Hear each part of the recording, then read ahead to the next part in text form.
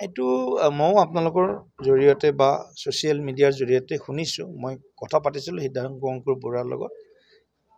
এটা সময়ত হয়তো তেওঁ বিজেপি যুৱ মৰ্চাৰ সাংস্কৃতিক এটা যুৱ মৰ্চাৰ কেইটামান আয়াম থাকে, এটা কালচাৰেল আয়ামত তেওঁৰ নামটো বোধহয় আছিলে কিছুদিনৰ কাৰণে। তাৰপিছত কেইদিনমান মাত্ৰ বোধহয় আহিছিল, কিন্তু তাৰপিছত তেওঁ আমাৰ লগত আমিতো কেতিয়াও তেওঁক বিজেপিত যোৱাটো আমি 30 বছৰ বিজেপিত পুৰা সক্ৰিয়ভাৱে আছোঁ। এদিনো সিদ্ধাৰ্থ শৰ্মা নামৰ ব্যক্তিৰ লগত মোৰ ডাইৰেক্ট মুখামুখি হোৱা নাই। এনেকুৱা হয়তো হাজাৰ লাখ কাৰ্যকৰ্তা আছে আমাৰ, যাৰ লগত সিদ্ধাৰ্থ শৰ্মাৰ বিজেপিৰ লগত দূৰ দূৰলৈকে সম্পৰ্ক থকাৰ কথাটো কোনো ধৰণৰ তেনেকুৱা কোনো ভিজিবিলিটি নাই। ক'ৰবাত কোনোবা কি হয়, বিজেপিত এতিয়া মোৰেই কালি এখন ফটো মানে শ্যামকানু মহন্তৰ লগত কোনোবা দিছে। এতিয়া 15 বছৰ 12 বছৰ 10 বছৰ আগত স্বামী বিবেকানন্দৰ যুৱ পুৰস্কাৰ দিছিলোঁ আমি যুৱ মৰ্চাৰ সেই সময়ত। তেতিয়া যুৱ কাৰ্যকৰ্তাসকলক যেতিয়া ফটো তেতিয়া শ্যামকানু মহন্ত চাগে এই কাৰ্যক্ৰমটোত আহিছিলে। আজিৰ পৰা 10 বছৰ আগত জুবিন গাৰ্গৰ ঘটনাটো ঈশ্বৰে নকৰিলে শ্যামকানু মহন্তকো ইমান গালি গাবনো নাপাৰিলেহেঁতেন আৰু অন্যসকলৰো ওপৰত ইমান প্ৰশ্ন নাহিলেহেঁতেন। যিয়ে নহওক বাৰু, গতিকে এনেধৰণৰ যাওঁতে আহোঁতে থকা খুন্দা খোৱা যায়। বহুত মানুহে ফটো তোলে, ৰাজনৈতিক নেতাৰ ফটোৰ লগত বহুত বেছি ব্যক্তিৰ তেনেকুৱা কোনো প্ৰত্যক্ষ সম্পৰ্ক কম থাকে, 2-এজনৰ লগতে হয়তো থাকিব। তথাপিও মানুহে নেৰেটিভ বনায়, উপায়তো নাই, চাফাইটো দিব লাগিব, চাফাই দিয়াই কাম আমাৰ। গতিকে আমি অনুৰোধ কৰিম এনেকুৱা ধৰণৰ ব্যক্তি বিজেপিত মানে কেতিয়াও তেনেধৰণৰ কোনো গুৰুত্বপূৰ্ণটো বাদেই দিয়ক, দলৰ দায়িত্বও তেনেকুৱা বিশেষ নাছিলে। যদি আছিল এটা সময়ত হয়তো সাংস্কৃতিক সেই সময়ত আছিলে, আজিৰ পৰা হয়তো 3-4 বছৰ আগৰ কথা হ'ব পাৰে। এতিয়াতো নহয়ে, যোৱা এই সময়ত নহয়।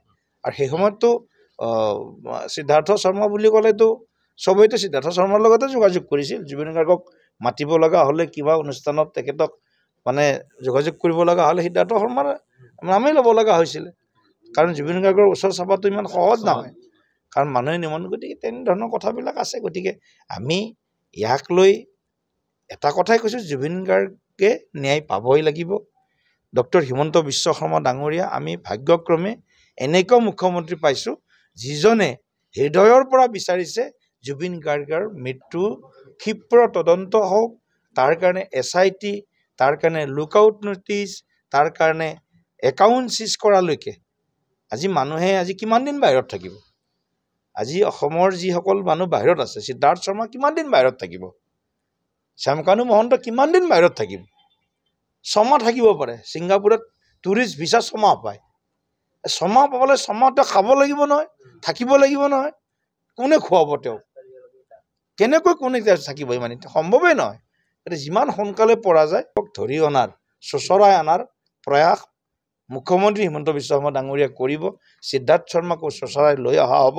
এইটো একদম আপোনালোক মোৰ বিশ্বাস, মুখ্যমন্ত্ৰীৰ প্ৰতি মোৰ বিশ্বাস। গতিকে এইটো হ'বই।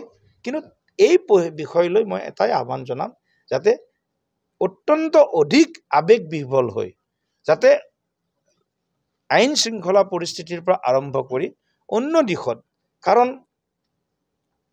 খান্দোতে কেঁচু খান্দোতে কেতিয়াবা সাপ ওলাই যায়।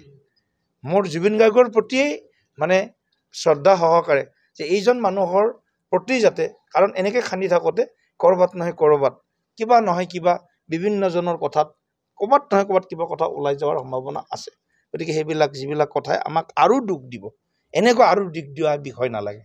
এইজনৰ দুখে সহ্য কৰিব পৰা নাই, আৰু যদি কিবা তেনেকুৱা ধৰণৰ কথাবিলাক ওলায়, নিশ্চিতভাৱে আমাৰ অসমীয়া জাতিটোৰ প্ৰতিও আমি যিটো আৱেগ দেখাইছোঁ, আমাৰ যিটো শ্ৰদ্ধা, এই শ্ৰদ্ধাৰ প্ৰতিও হয়তো মানুহে পিছত হয়তো বেলেগ ধৰণৰ 2-4টা কথা ওলাই দিব পাৰে। গতিকে আমি ন্যায় বিচাৰোঁ, আমি শাস্তি বিচাৰোঁ এইসকল ব্যক্তিৰ। আৰু যিহেতু আমি গাৰ্গ পৰিয়ালে যিহেতু এখন এজাহাৰ দাখিল কৰিছে, ইমান দিন জনতাই দি আছিলে, ইমান দিন পাব্লিকে দি আছিলে, ইমোশ্যনত দি আছিলে। বহুতে ছিংগাপুৰ নেদেখা মানুহেও ছিংগাপুৰৰ সেই ঘটনাটোৰ ওপৰত আমি বহুতে কেছ দিছে। ঠিক আছে, এইটোত কোনো আপত্তি কৰিব লগা নাই, কাৰণ আৱেগ আছে আৰু ন্যায় লাগে, এই কথাটোতো সূৰ্যৰ দৰে সত্য। গতিকে আমি সেইটোত কোনো আমাৰ হেৰি নাই। কিন্তু এতিয়া অকণমান এই কথাবিলাক অলপ সামাজিক মাধ্যমতো মই আহ্বান জনাম আজিকালি ভাষাবিলাকো বেয়া হৈছে কিছুমান মানে এনেকৈও ভাষা লিখে আমাৰ এতিয়া সেই ভাষাবিলাক আমাৰ ল'ৰা ছোৱালী মোৰে মোবাইলটো ছোৱালীয়ে চায় গতিকে এনেকুৱা কিছুমান ভাষা অসমীয়া ভাষাত যাক আমি গালি বুলি কওঁ সেই বেয়া বেয়া গালিবিলাকো এতিয়া লিখিবলৈ কুণ্ঠাবোধ নকৰা হৈছে মানে কোনোবাই কেতিয়াবা কাৰোবাক খঙত কেতিয়াবা কোনোবাই গালি পাৰিছে সেইটো এটা বেলেগ চেপ্টাৰ কিন্তু ৰিটেন ফৰ্মেটত এই ধৰণৰ শব্দবিলাক যিবিলাক আমাৰ মুখত ওলাব নালাগে এনেকুৱা শব্দবিলাকে হয়তো অসমৰ সংস্কৃতি আমাৰ যিটো চহকী যিটো আমাৰ সাহিত্যই হওক কিবাই হওক এইবিলাক দিশত কিন্তু ক'ৰবাত নহয় ক'ৰবাত মানে এটা আন এটা প্ৰজন্মক এই ধৰণে আকৌ বেয়া দিশত লৈ যোৱাৰ হয়তো সম্ভাৱনা আছে গতিকে মই সকলোকে অনুৰোধ কৰিছোঁ ন্যায় বিচাৰক ন্যায় লাগিব আমিও বিজেপি পৰিয়ালৰ 65 লাখ কাৰ্যকৰ্তাই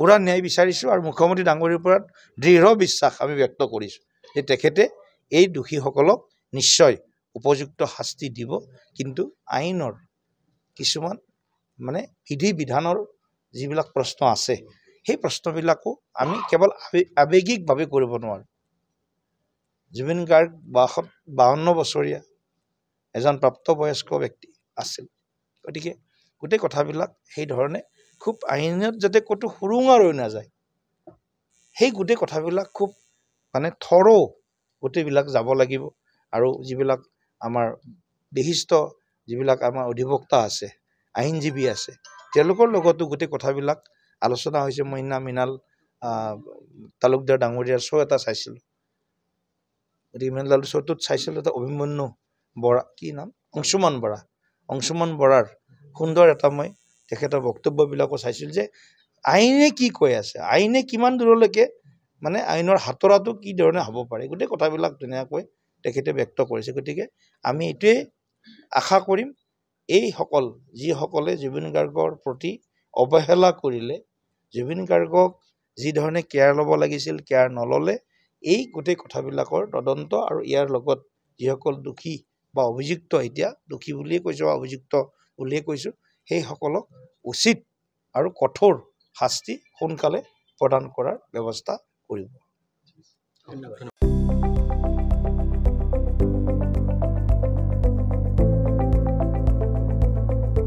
NB নিউজ সহজ সৰল ভাষাত নৱভাৰতৰ কথা